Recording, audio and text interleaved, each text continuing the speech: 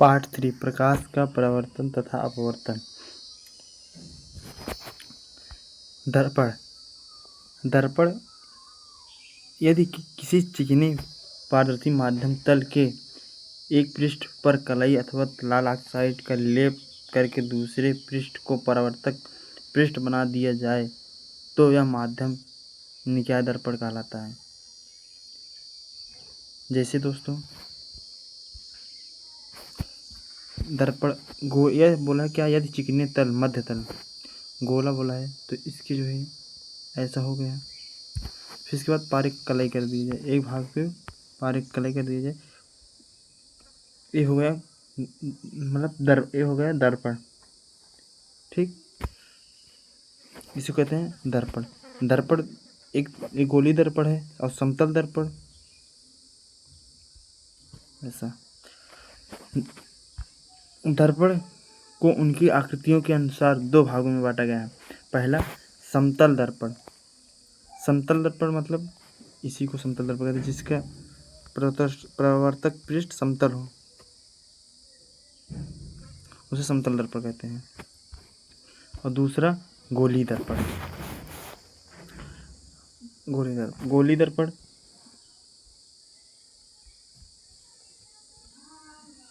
एक गोली दर्पण है, ये इसे कहते हैं। और समतल दर्पण परिभाषा। समतल दर्पण ऐसा दर्पण जिनका परावर्तक पृष्ठ समतल होता है समतल दर्पण कहलाते हैं। जैसे देख रहे हैं आप लोग,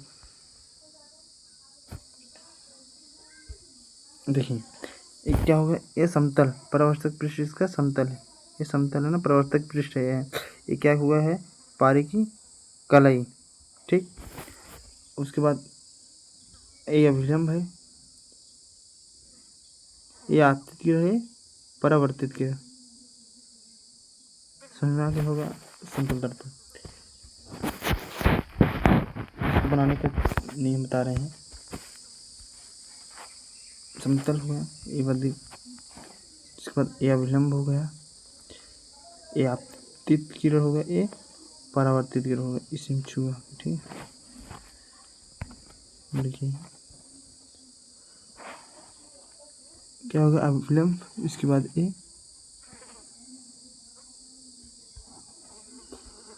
ये आपतित किरण, ये आपतित किरण, ये परावर्तित किरण, ये अभिलंब, ये पारिक कलई और ये परावर्तक पृष्ठ। समझे। उसके बाद आगे चलते हैं। समतल दर्पण द्वारा बने प्रतिबिंब के गुण। मतलब दोस्तों समझिए क्या कह रहा है, समतल दर्पण द्वारा बने प्रतिबिंब के गुण। जैसे देखिए समतल दर्पण, ये समतल दर्पण हो, इसके द्वारा बने, समतल दर्पण द्वारा बने प्रतिबिंब के गुण निम्नलिखित। मतलब गुण, इसके मतलब गुण क्या क्या है कि वस्तु, मान लो ये दर्पण हो गया समतल दर्पण, पारिक हो गए, इसके वस्तु कहाँ कहाँ बन सकते हैं, क्या सीधा बनेंगे, आभासी बनेंगे या कैसे बनेंगे, उसको हम आगे चल रहे हैं। हम आपको पहले कक्षा में पहले इसके बताया कि पहले बताया इसके कि दर्पण के प्रतिबिंब बताया। प्रतिबिंब दो प्रकार होते हैं, एक आभासी और एक वास्तविक। उसी के आधार पे इसके गुण निम्नलिखित हैं। देखिए आगे चल के। दर्पण, दर्पण समतल दर्पण द्वारा बना प्रतिबिंब सदैव आभासी तथा सीधा होता है।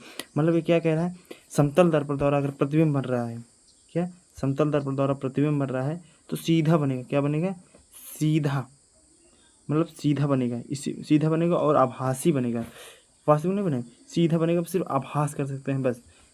ठीक, और क्या बोल रहा है। दूसरा, समतल दर्पण द्वारा बने प्रतिबिंब का आकार वस्त्र के आकार के बराबर होता है। मतलब जितना वस्त्र की ऊंचाई होगी उतनी ही दर्पण की उतनी भी उसका प्रतिबिंब बनेगा। ठीक, जितनी ऊंचाई होगी उतना ही ऊंचा उसका प्रतिबिंब बनेगा। ये बराबर, मतलब बराबर आकार का। अगर ये 5 मीटर का है तो ये भी 5 मीटर का होगा। ठीक,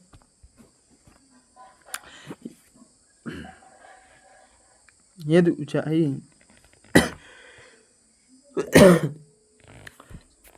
एक लिखा है यच, क्या लिखा है, यच।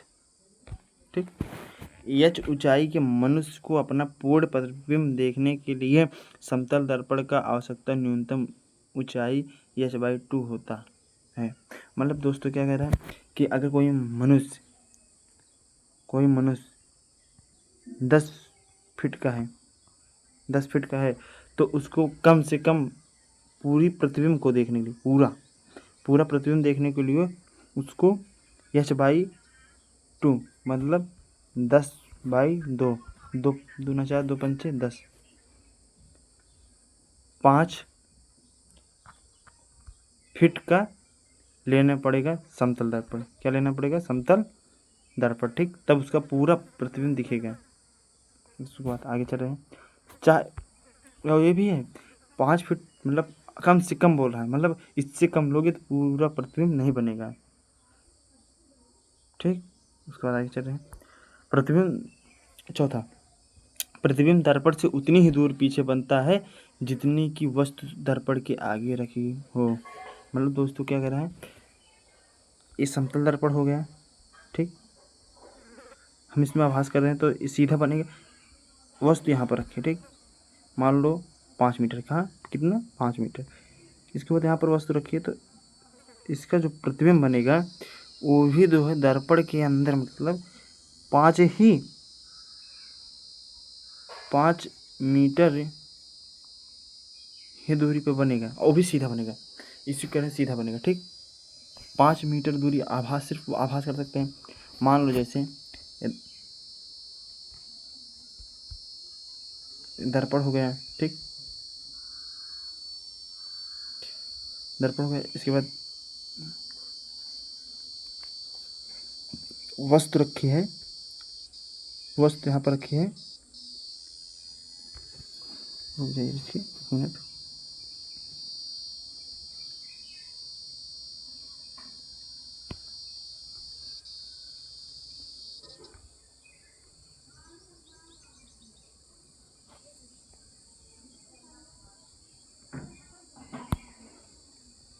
यहाँ पर रखिए। ठीक, ठीक है। उसके बाद कितने मीटर पे, मान लो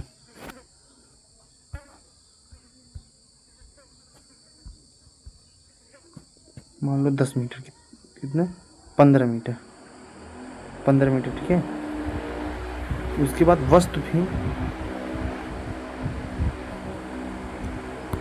भी कितना दूर बनेगा, तो वस्तु भी 15 ही दर्पण के इस ओर 15 ही मीटर दूरी पर बनेगा। ठीक है, क्या बनेगा? 15 ही मीटर दूरी पर बनेगा। ये 15 यहाँ से यहाँ तक 15 मीटर है तो यहाँ से और यहाँ तक भी 15 होगा। ठीक, मीटर। और ये भी है, अगर ये 5 फीट का है, ये भी 5 फीट का होगा। ठीक, आगे चलेंगे। वस्तु पांचवा, वस्तु तथा प्रतिबिंब को मिलाने वाली रेखा समतल दर्पण पर लंब होती। मतलब क्या बोल रहा है, इसको ऊपर समझ रहे हैं। बोल रहा है समतल दर्पण होगा ये, वस्तु तथा प्रतिबिंब। मान लो वस्तु यहाँ पर बन रही है, वो प्रतिबिंब यहाँ पर बन रही है। ठीक, वो वस्तु यहाँ पर,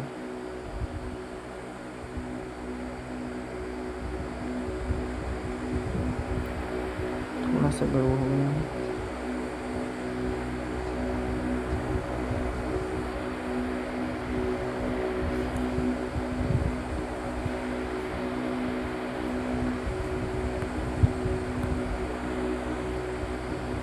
ठीक, क्या बोल रहा है कि इसको जो ये रेखा मान लो क्या है, ये है प्रतिबिंब, वस्तु रखी है ना, क्या है वस्तु। ठीक, और ये क्या है प्रतिबिंब।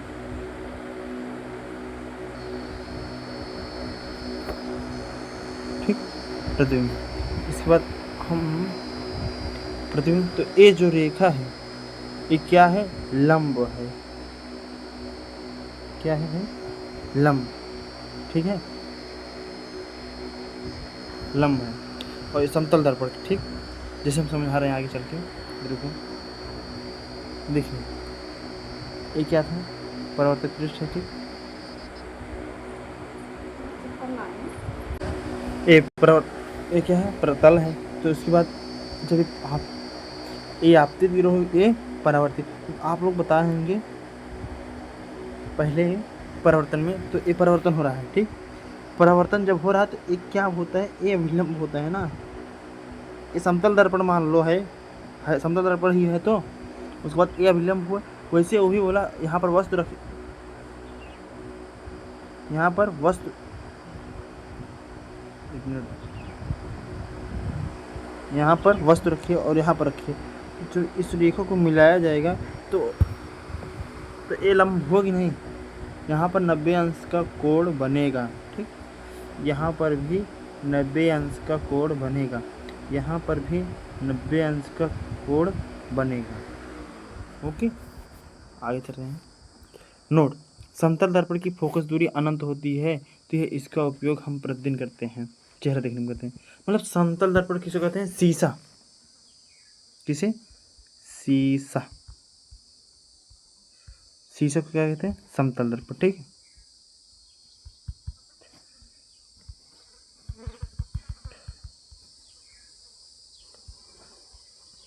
शीशा को क्या कहते हैं, समतल दर्पण, ठीक। उसके बाद आगे चले, कह रहे फोकस दूरी अनंत होती है। मान लो दर्पण है, ठीक, इसकी फोकस दूरी एफ होगी, एफ अनंत होती है, मतलब निश्चित नहीं कितना दूरी होगा। उसके बाद हम गोली दर्पण आए।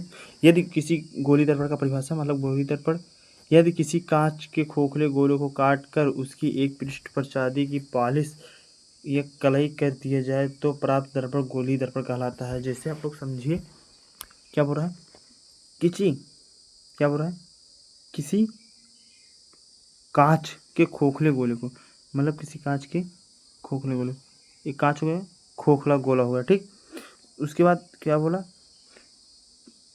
गोले को काट कर, मतलब इसको बीच में से काट दिया, ठीक। चांदी की कलई कर दी जाए, मान लो एक पृष्ठ पर, मान लो अगर हम इधर कलई कर दी, क्या करें, इधर कलई कर दिए, ठीक, और इसमें इधर कर दिए, ठीक, समझिए, क्या कहते हैं, तो प्राप्त दर्पण गोली दर्पण कहता है। तो जो ये दर्पण प्राप्त हुआ, जैसे हम अलग समझा दे रहे हैं,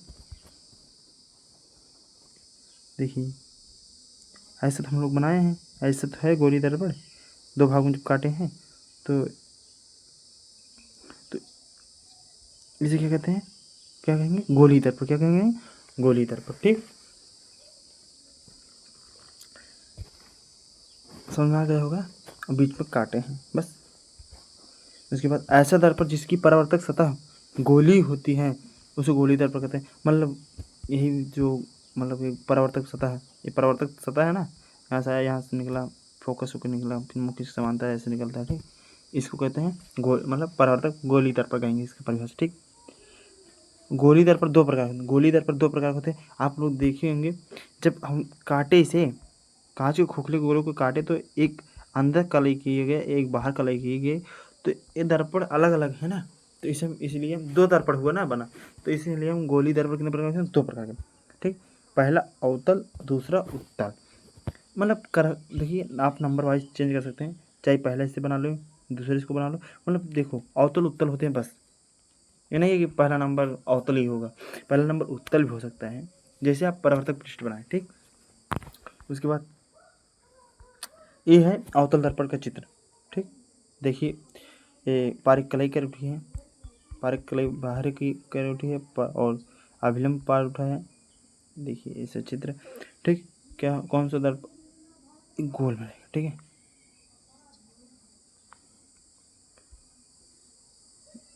देखिए भाई, यहाँ से ऐसे करें, ऐसा ऐसा ऐसा, ठीक, समझ गए ना। उसके बाद हम आगे चल रहे हैं, फिर उत्तल दर्पण। उत्तल दर्पण का बनाए चित्र, बता दें, इसको ऐसा बनाए, फिर इसके बाद,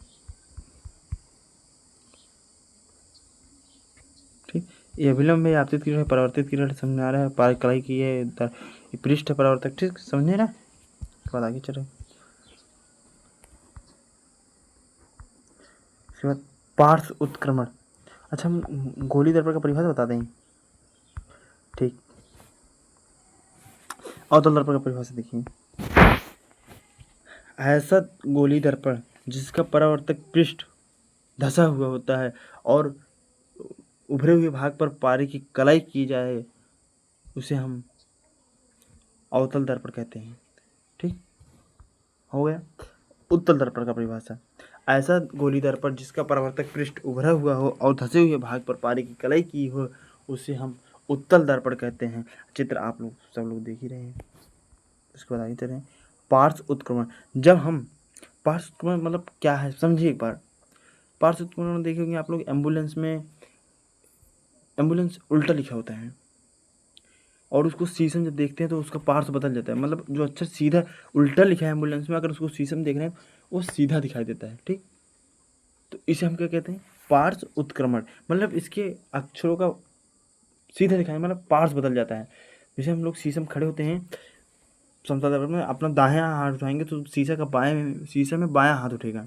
ठीक, वैसे इसमें पार्श्व बदल रहा है बस, इसको हम पार्श्व उत्क्रमण कहते हैं। जैसे देखिए, जब हम देखिए क्या अगर बोला, जब हम समतल दर्पण को सामने खड़े होते हैं तो हमारा बायां हाथ प्रतिबिंब का दायां हाथ दिखाई देता है। इस प्रकार प्रतिबिंब में पास बदल जाते हैं। मतलब प्रतिबिंब को पास बदल जाता है। पास नहीं भाई, पार्श्व नहीं है, ये पार्श्व है। क्या है, पार्श्व है। ठीक है, गलत हो गया। ठीक, आगे चलिए।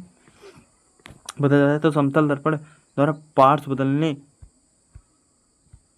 बदलने की घटना को पार्श्व उत्क्रमण कहते हैं। ठीक, इसके बाद इसी कारण जब हम किसी कागज पर छपे हुए अक्षर समतल दर्पण के सामने रख कर पढ़ते हैं तो अक्षर उल्टा दिखाई देता है। ठीक, समतल दर्पण में आप देखिए तो उल्टा दिखाई देता है ना भाई। उसके बाद और लेकिन ये भी है नोट, इसमें देखिए मतभेद क्या, कुछ अक्षर उल्टा नहीं दिखाई देते, कुछ अक्षरों का पार्श्व नहीं बदलता है, जैसे ए। ठीक है, तो ये देखिए नोट, अंग्रेजी वर्णमाला के कुछ अक्षर ऐसे हैं जिनकी पृथ्वी में पार्श्व उत्क्रमण अनुभव नहीं होता है, जबकि जैसे, ठीक है, जैसे मतलब देखिए, जैसे हो गया AVWXHIOTUMY, इन सबका पार्श्व नहीं बदल जाता है। तो हम आप सब लोग को समझ में आया होगा, हम जानते हैं। उसके बाद कल मिलेंगे पार्ट 4 लेकर। आज के लिए बस इतना ही। यूटेक्स अकेडमी द्वारा आप सब लोग को thank you. It's all, thank you watching. ठीक,